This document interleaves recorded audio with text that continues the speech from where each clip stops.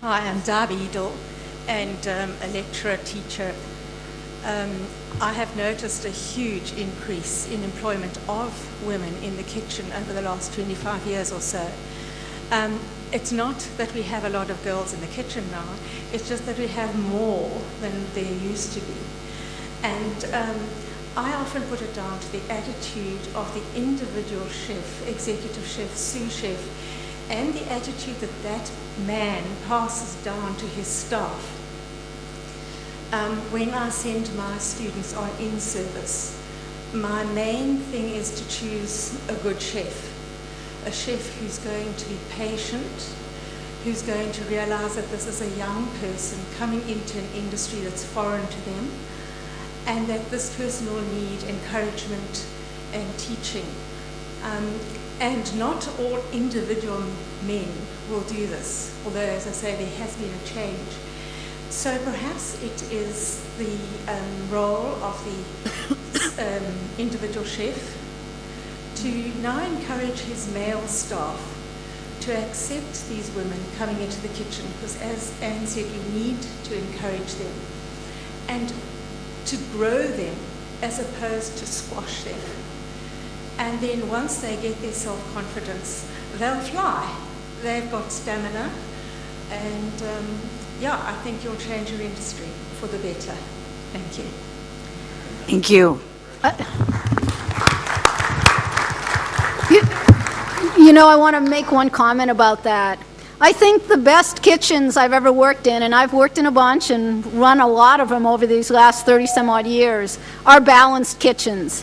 You know, the days in those kitchens that are all men, where the kitchens are like locker rooms, you know what?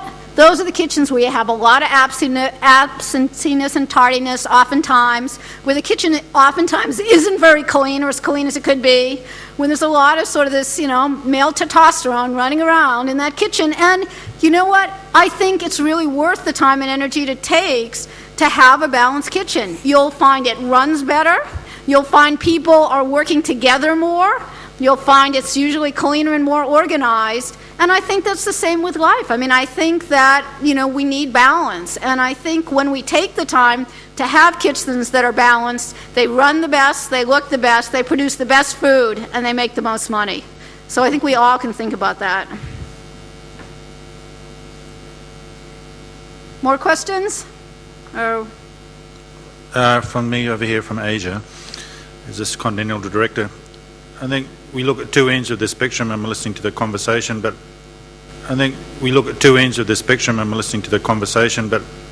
we were talked about as one part, where do we find a middle management team, our senior chef de parties and junior sous chefs. There seems to be a vacuum. And it just doesn't itemise towards females, it's even to the male gender.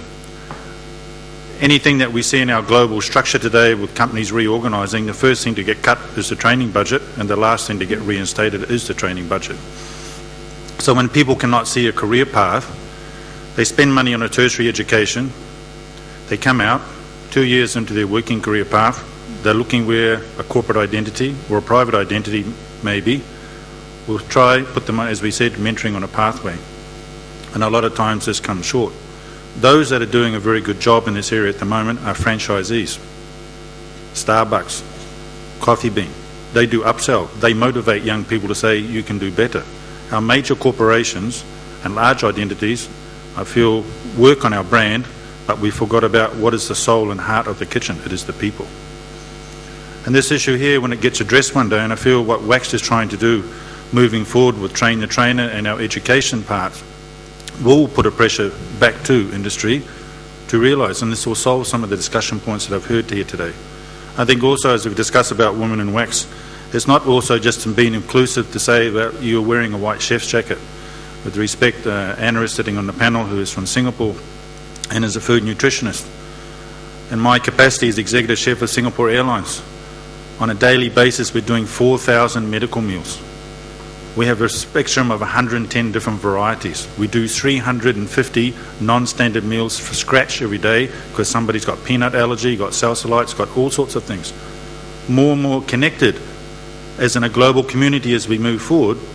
We as chefs also must encompass and embrace that there are other certain disciplines within our realm of food i.e. like dietitians, and most that I have met, with respect, are females. And for the modern day chef going forward, and that we work in a global community where things are happening between restaurant A to restaurant B, from country to country, there is a philosophy, there's a driven of what we expectations to happen, that we must also embrace different disciplines within the food industry to come. So as far as I'm concerned, women in wax is very important, but I think we also must acknowledge, as I said earlier, education plays a key role for the succession, one, of young men, and also for the one of young women. Thank you. Great. Can I?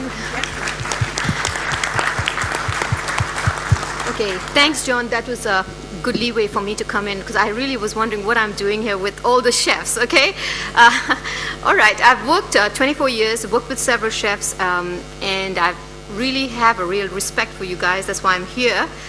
But I think the challenge you will have going forward as a community will be providing the right kind of food for your clients. There will be greater and greater pressure on you to provide healthier food. And before it becomes legislated on you all, like, you know, we have trans fat bans in New York, I think it's important for you to reach out to people within the other allied fields, like the nutritionists, the agricultural people, the food technologists, in order to be prepared for the new future of food, which will include providing healthier food. I just want to leave this one thought with you. I mean, when I was small, we used to hear this little proverb that said, the hand that rocks the cradle rules the world.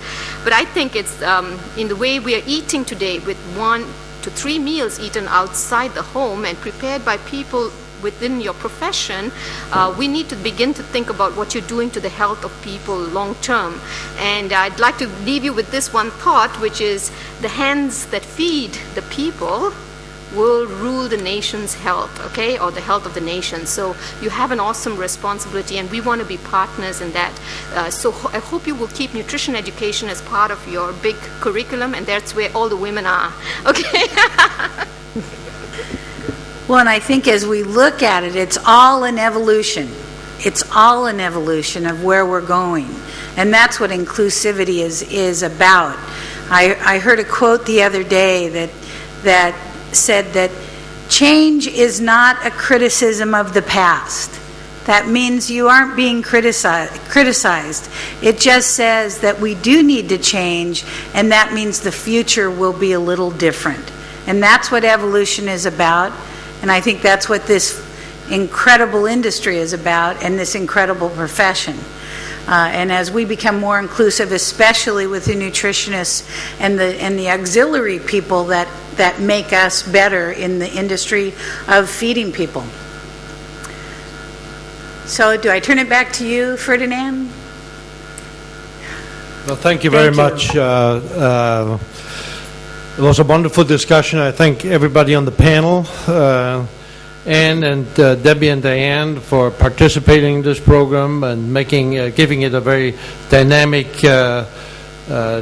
twist to it. I think the subject is a very important one for the World Federation, and hopefully we can look back one of these days saying, you were there when it all started, and hopefully there comes a day when we don't have to talk about it anymore.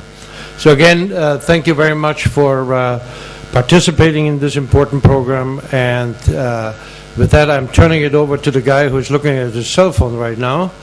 Andy, how are you? Do you have any housekeeping items to take care of? We're all good? We're all good. Are we closing the session? I think we should. Is there everybody in favor that we go home? Okay, thank you very much. We'll see you tomorrow morning. Thank you very much, Mr. President. Thank you, ladies and gentlemen. See you in the morning. Thank you very much.